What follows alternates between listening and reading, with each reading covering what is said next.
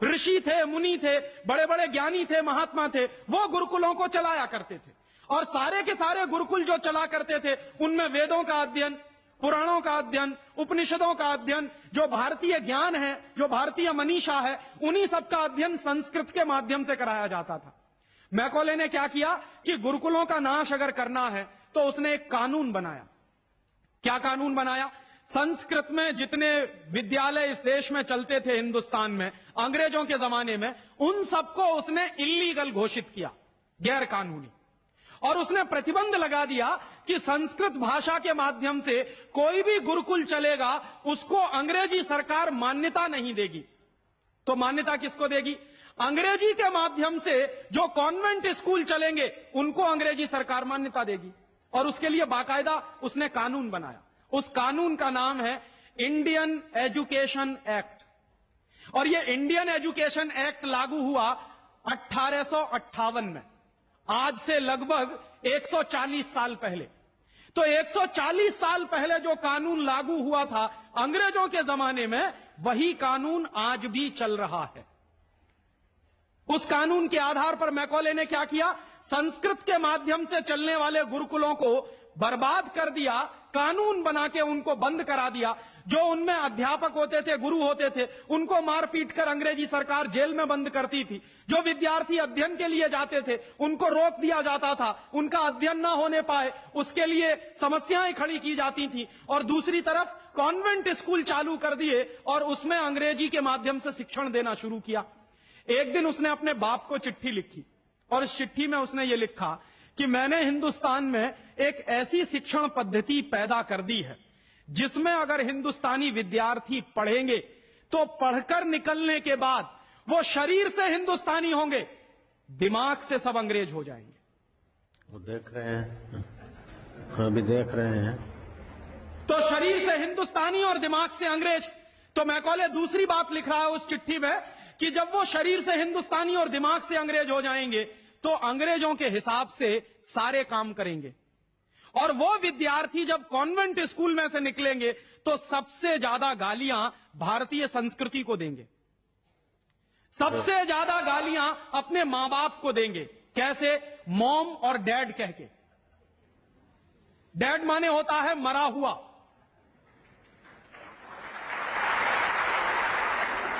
और मम्मी माने होता है शव। इजिप्ट में आप जाइए, मिस्र एक देश है, वहां पे मम्मीज कहा जाता है किसको? मरे हुए आदमी के शव को। तो हमारी मां हो गई मम्मी, मम्मी, और पिताजी हो गए डैड।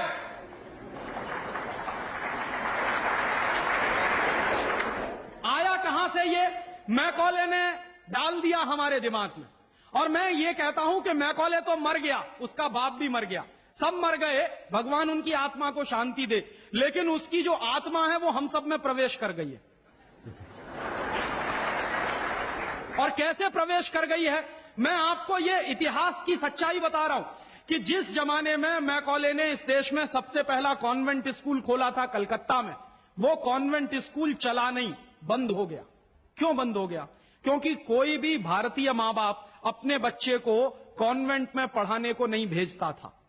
अंग्रेजों के जमाने की बात बता रहा हूं। अंग्रेज अपनी पूरी ताकत लगाकर भी इस देश में कॉन्वेंट स्कूल चला नहीं पाए, लेकिन अंग्रेजों के जाने के बाद गांव गांव में, गली गली में कॉन्वेंट स्कूल चल रहे हैं। और ऐसे मम्मी डैडी पैदा हुए हैं इस देश में जो बच्चे का जन्म लेने के पहले रजिस्ट्रेशन करवाए आते हैं कॉन्वेंट स्कूलों। कहते हैं कि अगर रजिस्ट्रेशन नहीं कराया तो एडमिशन नहीं मिलेगा। तो कॉन्वेंट स्कूल में पढ़ाना बहुत जरूरी है बच्चे को। और मैं अक्सर पूछता हूं कि काहे को पढ़ाते हैं कॉन्वेंट स्कूल में? तो कहते हैं राजीव भाई, जब हमारा बच्चा कॉन्वेंट में पढ़ेगा तो बहुत स्मार्ट बन जाएगा। तो मैं पलट के पूछता हूं कि जरा बताइए स्मार्टनेस क्या होती है? तो अक्सर मां बाप मुझे जवाब देते हैं जो दिल्ली बंबई में रहते हैं कि हम बच्चे को कॉन्वेंट में इसलिए पढ़ने को भेजते हैं कि जब वो कॉन्वेंट में पढ़ेगा तो टाई लगाएगा, मोजे जूते पहनेगा, बढ़िया सूट है। तो अंग्रेजों के देश में टाई इसलिए लगाई जाती है कि वहां ठंडी बहुत पड़ती है, सर्दी बहुत पड़ती है, और एक साल में 6 महीने भयंकर बर्फ पड़ती है। कभी कभी तो यह हालत होती है कि 6-7 महीने सूर्य भगवान के दर्शन नहीं होते। और वहां की जलवायु ऐसी है कि आज अगर सूर्य निकला तो जरूरी नहीं है कि कल भी निकलेगा, परसों भी निकलेगा, नरसों भी निकलेगा। भारत में ऐसा नहीं है। आज अगर निकला है तो कल भी निकलेगा, परसों भी निकलेगा, 3 महीने बाद भी निकलेगा, 1 साल बाद भी निकलेगा, ऐसे ही निकलेगा। इंग्लैंड के लोग ये गारंटी से नहीं कह सकते। तो वहां ठंडी बहुत पड़ती है, सर्दी बहुत पड़ती है। और जिन देशों में सर्दी बहुत पड़ती है, ठंडी बहुत पड़ती है, वहां के लोगों को अक्सर जुकाम बहुत होता, नाक चलती है। तो जब नाक चलती है तो उस नाक को पोंछने के लिए बार बार जेब से रूमाल निकालना पड़ता। तो उन्होंने क्या किया कि एक रूमाल गले में लटका लो जो नाक पोंछने के काम आएगा। और टाई का माने क्या होता है? अंग्रेजी का शब्द है TIE। टाई का माने होता है गले के चारों तरफ लटकाया गया कोई कपड़ा। किस काम आता है वहां पर? नाक पोंछने के। क्यों करते हैं? क्योंकि ठंडी बहुत पड़ती है, सर्दी बहुत पड़ती है। हमारे देश में तो 1 साल में 9 महीने गर्मी पड़ती है, और यहां गुजरात में तो 12 महीने गर्मी पड़ती है। मैं तो यूपी का रहने वाला हूं, वहां थोड़ी बहुत ठंडी जरूर पड़ती है, यहां तो बिल्कुल नहीं पड़ती। तो वहां तो इसलिए टाई लगाते हैं कि उनको जरूरत है उसकी। हम हमारे बच्चों को क्यों लटका रहे हैं अपने गले में टाई? मर गए अंग्रेज और चला गया मैकॉले, लेकिन उसकी आत्मा का वास हम सब में हो गया। जिसको देखो वो कॉन्वेंट स्कूल में घुसा रहा है अपने बच्चों को, जिसको देखो वो अंग्रेजियत की तरफ ले जा रहा है। बड़े शर्म की बात है, शर्म की बात है, सावधान होना चाहिए। एक बार बंबई में मैंने एक जगह व्याख्यान में पूछा, पढ़े लिखे कुछ लोग बैठे थे, कि आप अपने बच्चों को कॉन्वेंट में क्यों भेजते हैं? आपको मालूम है कॉन्वेंट का मतलब क्या होता है? यूरोप के देशों में कॉन्वेंट का मतलब क्या होता है? यूरोप में हजारों साल एक परंपरा रही है जो हमारे यहां कोई सोच भी नहीं सकता उसके बारे में। यूरोप की परंपरा क्या रही है हजारों साल? वहां बच्चे लावारिस छोड़े जाते। आज भी यूरोप के देशों में, अमेरिका में आधे से ज्यादा बच्चे लावारिस तरीके से बड़े होते।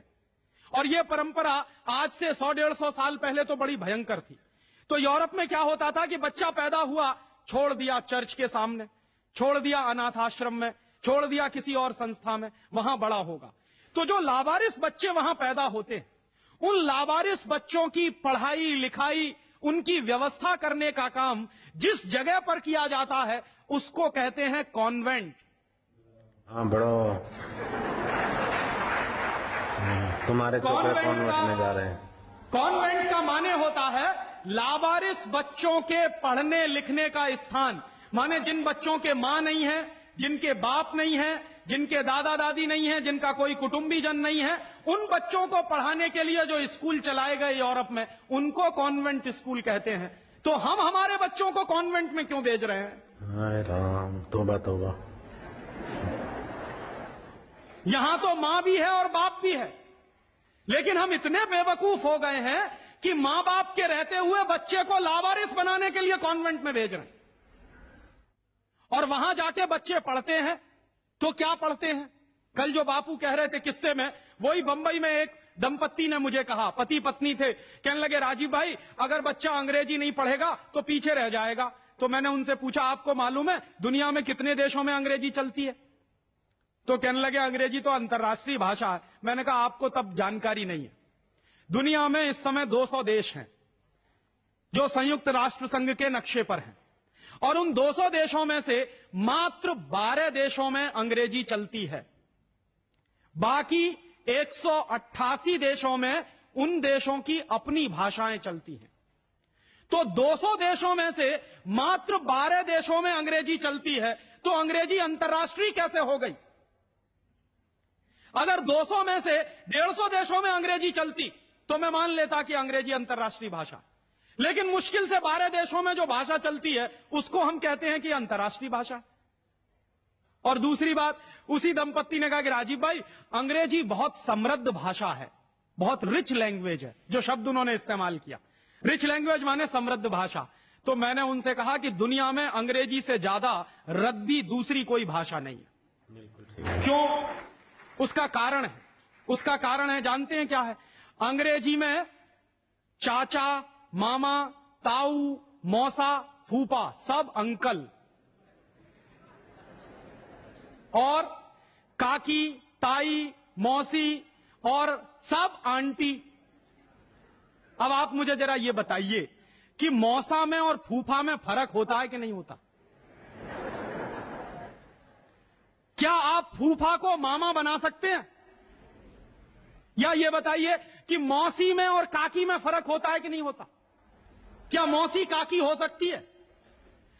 दुनिया की जिस भाषा में रिश्तों को कहने के शब्द ना हो, वो सबसे रद्दी भाषा है। बिल्कुल ठीक। हमारे यहां हिंदुस्तान में जितनी भाषाएं चलती हैं, हर भाषा में परिवार के रिश्तों को कहने के लिए विशेष शब्द हैं। वहां नहीं है। वहां क्या है? सब इन लॉज हैं, चाहे वो लड़की वाले हों चाहे लड़के वाले हों। पता ही नहीं चलता कि ये लड़के वाले इन लॉज हैं कि लड़की वाले इन लॉज। या तो सब अंकल हैं या तो सब आंटी हैं। क्यों है ऐसा? क्योंकि अंग्रेजी भाषा में रिश्तों को कहने के लिए शब्द नहीं है। कारण क्या है? अंग्रेजी भाषा में शब्दों की बहुत कमी है। और अंग्रेजी भाषा में शब्दों की कितनी कमी है? अगर मूल रूप से देखा जाए तो अंग्रेजी भाषा में मात्र 2600 शब्द हैं कुल मिला के। और दुनिया की तमाम भाषाओं से जो उधार लिया है अंग्रेजों ने, फ्रेंच भाषा में से लिए हैं, जर्मन में से लिए हैं, इटालियन में से लिए हैं, लैटिन में से लिए हैं, तो तमाम भाषाओं से जो उधार लिए हुए शब्द हैं वो मिला दिए जाएं तो कुल मिला के बैठते हैं 12,000। अंग्रेजी के मूल शब्द हैं 2600 और बाकी के शब्दों को मिला दें तो कुल बैठते हैं 12,000। अब आप हिसाब लगाइए, अंग्रेजी में कुल मिला के 12,000 शब्द हैं। गुजराती में आपको मालूम है कितने शब्द हैं? गुजराती भाषा में 40,000 से ज्यादा शब्द हैं। अब आप मुझे यह बताइए कि अंग्रेजी बड़ी हुई कि गुजराती? तो काहे को नहीं पढ़ाते अपने बच्चों को गुजराती में? और एक दूसरा उदाहरण दूं कि अंग्रेजी में कुल मिला के 12,000 शब्द हैं और मराठी भाषा है हमारे देश की, उसमें इस समय 48,000 शब्द हैं। अंग्रेजी से 4 गुनी बड़ी है मराठी। और हिंदी का हिसाब लगाऊं तो अंग्रेजी में इस समय 12,000 शब्द हैं, हिंदी में इस समय करीब 72,000 शब्द हैं।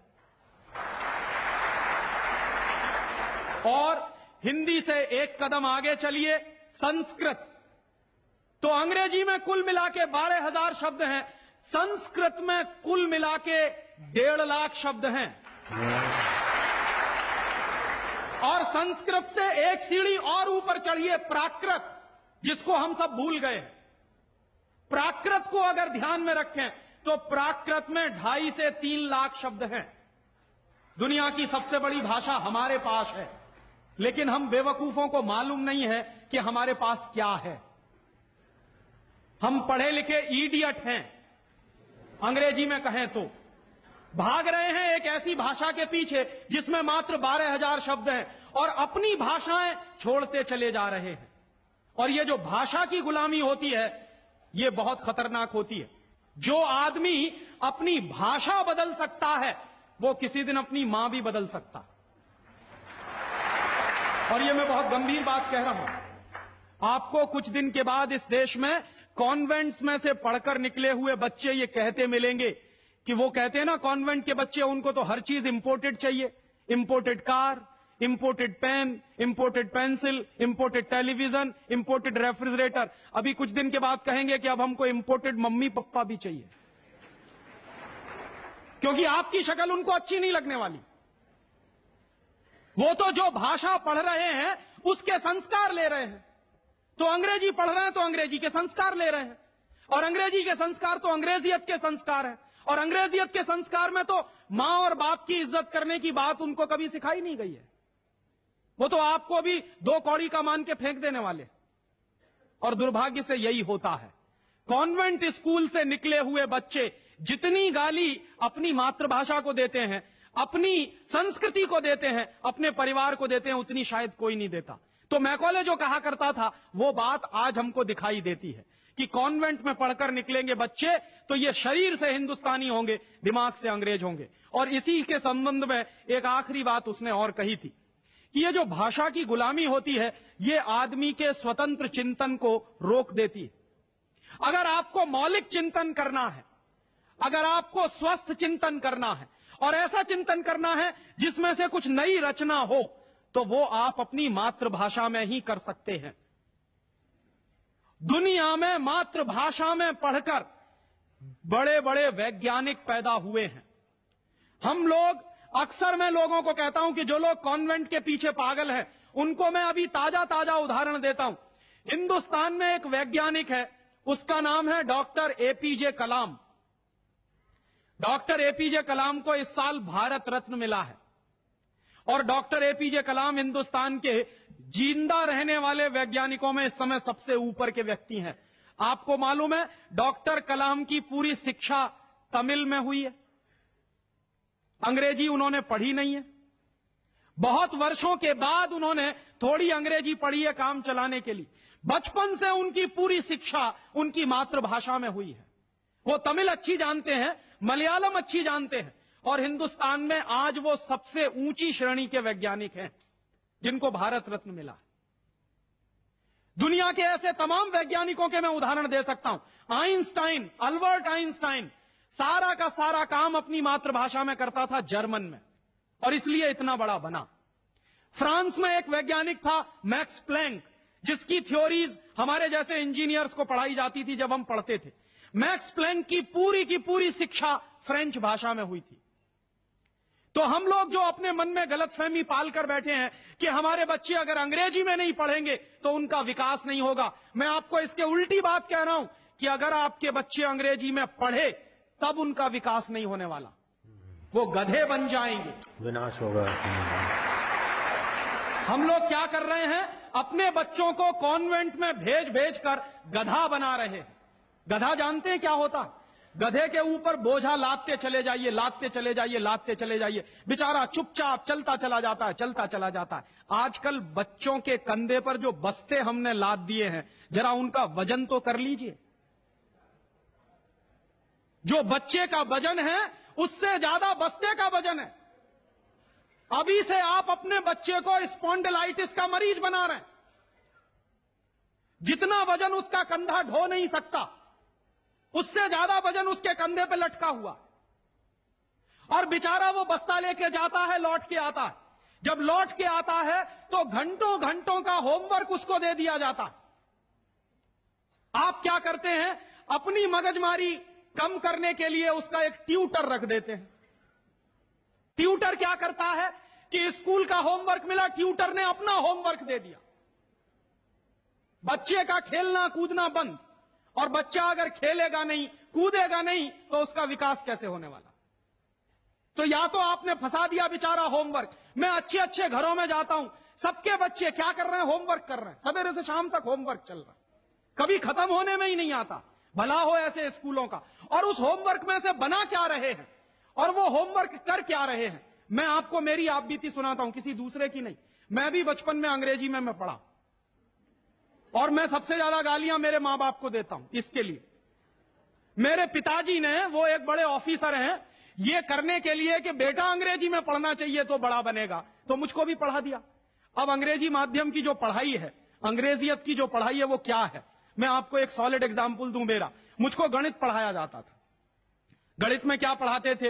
एक फॉर्मूला था जो मुझको रटवाते थे क्लास 9th में जब मैं पढ़ता था। क्या फॉर्मूला था? x plus Y whole square is equal to X square plus 2xy plus Y square, x minus Y whole square is equal to X square minus 2xy plus Y square.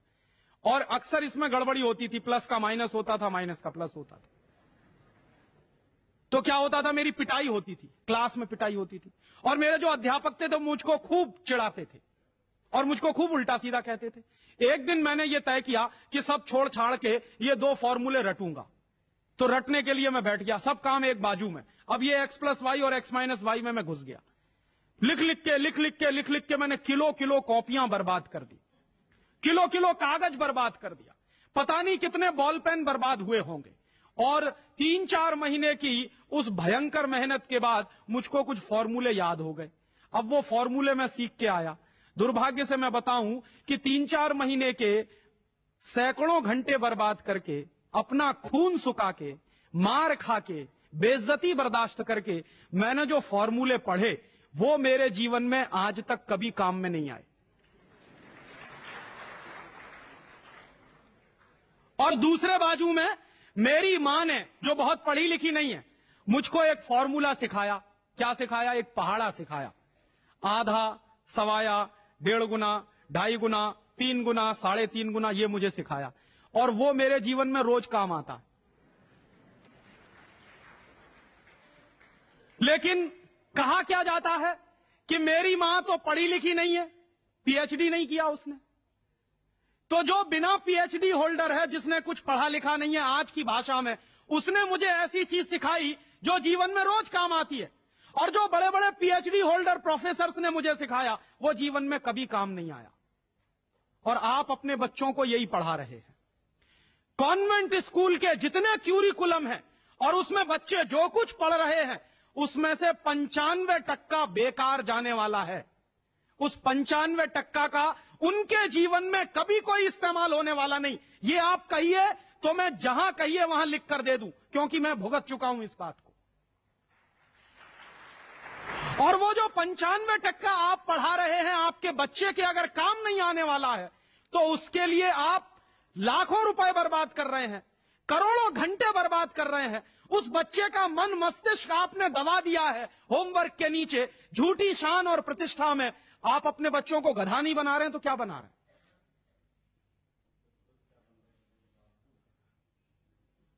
तो आप पूछेंगे क्या करें, तो मैं आपसे एक बुद्धिमानी की बात निवेदन करना चाहता हूं। वो निवेदन ये करना चाहता हूं कि जितनी जल्दी हो अपने बच्चों को इन कॉन्वेंट स्कूलों में से बाहर निकाल लीजिए। और बढ़िया बात है। ये कॉन्वेंट स्कूल में इसलिए भी भेजना बंद करिए कि भारतीय संस्कृति में पिता सिर्फ एक होता है, लेकिन कॉन्वेंट स्कूल में एक फादर भी होता है। इस बात की गंभीरता को समझिए कि भारतीय संस्कृति में पिता एक ही होता है, लेकिन कॉन्वेंट स्कूल में जब बच्चे जाते हैं तो एक दूसरा फादर भी होता है। तो पिता के साथ ये फादर कहां से आ गया? और अगर पिता के साथ फादर आ गया तो पता नहीं क्या क्या आ जाएगा आपके घर में। हां, यह मैं चेतावनी के रूप में कह रहा हूं आपसे। यह सिर्फ इशारे से समझ लीजिए कि अगर बच्चे की पढ़ाई के साथ पिता के साथ फादर आया है तो और बहुत कुछ चला आएगा आपके बच्चे के संस्कार में। और कहीं ऐसा ना हो जाए कि आपके देखते देखते आपका बच्चा क्रिश्चियन ना बन जाए, ईसाई ना बन जाए। इसलिए मैं आपसे एक निवेदन तो यह करने आया कि जितनी जल्दी हो कॉन्वेंट स्कूलों से बच्चे निकाल लीजिए। और एक दूसरा निवेदन और करने आया हूं, जितनी जल्दी हो कॉन्वेंट स्कूलों को डोनेशन देना बंद करिए। हमारा हजारों रुपए का डोनेशन कॉन्वेंट स्कूलों में जाता। एक बच्चे का एडमिशन कराना है तो वो कहेंगे बिल्डिंग फीस दे दो, वो कहेंगे डोनेशन दे दो, वो कहेंगे इसकी फीस दे दो, उसकी फीस दे दो। और रोज रोज कोई ना कोई मांग चढ़ी ही रहती है। आज फलाना डे, आज धमाका डे, आज ये ले आओ, कल वो ले आओ। बर्बादी हमारी, माने हम हमारे दुश्मन को अपना पैसा दे रहे हैं। दुनिया में ऐसे बेवकूफ लोग मैंने कहीं नहीं देखे जो अपने दुश्मन को अपने घर का पैसा देते हो। आप जानते हैं कि कॉन्वेंट स्कूलों में से निकलने वाले बच्चे भारतीय संस्कृति के विरोधी होने वाले हैं और उनको यूरोप की संस्कृति सिखाई जा रही है। उसके लिए पैसा हम खर्च कर रहे हैं अपने हाथों से। तो भगवान के लिए, भारतीय संस्कृति को बचाने के लिए अपने बच्चों को कॉन्वेंट में से बाहर निकालिए और अपने बच्चों के नाम पर ये उनको जो डोनेशन दे रहे हैं आप कॉन्वेंट स्कूलों को, वो बंद करिए। और मैं आपको पूरे विश्वास से ये कहना चाहता हूं कि आपके बच्चे अगर मातृभाषा में पढ़ेंगे तो सबसे ज्यादा विद्वान बनने की क्षमता है उनमें। और ये क्यों है? दुनिया के सारे मनोवैज्ञानिक एक ही बात पर अब पहुंचे हैं, जो बात हमारे लोग बहुत पहले से कह गए। अभी यूरोप के लोग आज उस निष्कर्ष पे पहुंचे। क्या कहते हैं? बच्चा अगर मातृभाषा में पढ़ता है तो उसको जो सुविधाएं मिलती हैं, जो फायदा होता है, वो दूसरी भाषा में नहीं मिलती। जैसे उदाहरण के लिए मैं आपको बताऊं और आप इसको प्रयोग के रूप में करिए। आपकी मातृभाषा अगर गुजराती है और आप अपने बच्चे को गुजराती में पढ़ाइए तो कोई सवाल आप उसको दीजिए गुजराती में याद करने के लिए, जितनी जल्दी वो याद कर लेगा उस सवाल को, अगर वही सवाल आप अंग्रेजी में दीजिए उसको तो कम से कम 6 गुना समय लगेगा उसको। अगर वो 1 घंटे में गुजराती में कोई चीज याद करेगा तो 6 घंटे लगेंगे उसको अंग्रेजी में याद करने के लिए। और अंग्रेजी में भी उसको याद नहीं होगा, वो रटेगा पोपट की तरह से। जैसे पोपट होता है ना, रट लेता है, वैसे ही रटेगा। और रटने के बाद क्या करेगा, इम्तिहान में लिख कर आएगा। इम्तिहान में लिख कर आया, उसके 2 दिन बाद पूछिए कि तुमने परसों क्या लिखा है, उसको कुछ याद नहीं। ऐसे ज्ञान का करेगा क्या वो? जो ज्ञान उसको 2 दिन भी याद न रहे, जो जानकारी उसको 2 दिन भी याद नहीं रहने वाली, उस जानकारी का वो अपने जीवन में करने वाला क्या है? और इसके दूसरी तरफ आप ये करके देख लीजिए, छोटी छोटी कहानी, छोटे छोटे किस्से, छोटी छोटी कथाओं के माध्यम से, मातृभाषा के माध्यम से आप उसको कोई बात सिखा दीजिए, वर्षों वर्षों जिंदगी भर उसको वो बात याद रहेगी। मुझे भी याद है, मेरी दादी मां ने कहानी के माध्यम से जो संस्कार मुझ में दिए हैं वो अभी भी मुझे याद है। लेकिन मेरे स्कूल में जो संस्कार मुझे दिए गए वो मैं भूल चुका हूं, क्योंकि विदेशी भाषा में मैंने लिए। तो ये खराब होता है। और एक इसी के साथ एक आखिरी निवेदन कि अंग्रेजों ने जिस तरह से बर्बाद किया है भारतीय समाज को, कम से कम अब अगर हमको ये चेतना आती है तो इसको हम बचाएं। मुझे लगता है कि सबसे बड़ा काम और सबसे पहला काम कॉन्वेंट स्कूलों के बंद कराने का, और वो हम सब मिलकर ही कर सकते हैं, अकेला कोई नहीं करेगा। अगर हम सब कॉन्वेंट स्कूलों का बहिष्कार करने का संकल्प ले लें तो फिर से नए गुरुकुल खड़े हो सकते हैं। जो दान आप कॉन्वेंट स्कूलों को देते हैं वो दान अगर गुरुकुलों को मिलना शुरू हो जाए तो गुरुकुल चलने भी शुरू हो जाएंगे, उनको प्रतिष्ठा भी मिल जाएगी, उनको सम्मान भी मिल जाएगा। अगर हमारी गलती से बर्बादी आई है तो वो गलती आज हम सुधार लें। और ऐसे ही एक दूसरी आखिरी बात कि अंग्रेजियत हमारे मन में बहुत गहरे घुस गई है, और ये अंग्रेजियत जो होती है बहुत खराब होती है। कई बार मैं कहता हूं कि अंग्रेजी भाषा से ज्यादा खतरनाक है अंग्रेजियत। महात्मा गांधी अक्सर ये कहा करते थे कि अंग्रेज चाहे तो रहें लेकिन अंग्रेजियत जानी चाहिए। ये अंग्रेजियत क्या है? हमारे सबके घरों में, सबके मन में एक तरह का लालच बैठ गया है। हर एक आदमी को इस देश में इंपोर्टेड माल चाहिए, विदेशी कंपनी का माल। किसी भी साधारण से साधारण बच्चे को कहो कि देखो मेरे पास इंपोर्टेड पेन है, तुरंत हाथ फैला देगा, लाओ दे दो। वो बच्चा चाहे जितना पढ़ा लिखा हो, माने इंपोर्टेड के नाम पर भीख मांगने में भी शर्म नहीं आती। उसी बच्चे को आप कहिए कि भगवान का प्रसाद है तो हाथ पीछे खींच लेगा, इंपोर्टेड पेन है तो तुरंत हाथ फैला देगा। गुलामी इतने गहरे बैठ गई। और ये जो इंपोर्टेड माल की गुलामी होती है, इसी गुलामी ने हमारे देश को बर्बाद किया है। अंग्रेजों के जमाने में इस देश में अंग्रेजों का माल बिकता था इसलिए कि अंग्रेजों की गुलामी चलती थी, इसलिए क्योंकि अंग्रेजों की कंपनियां यहां चलती थी। दुर्भाग्य से आज वही फिर हो गया है। गांव गांव में परदेशी कंपनियां घुस गई हैं, परदेशी कंपनियों का माल घुस गया है। हम सबके घरों में परदेशी कंपनियों का माल आता है। सवेरे से लेकर शाम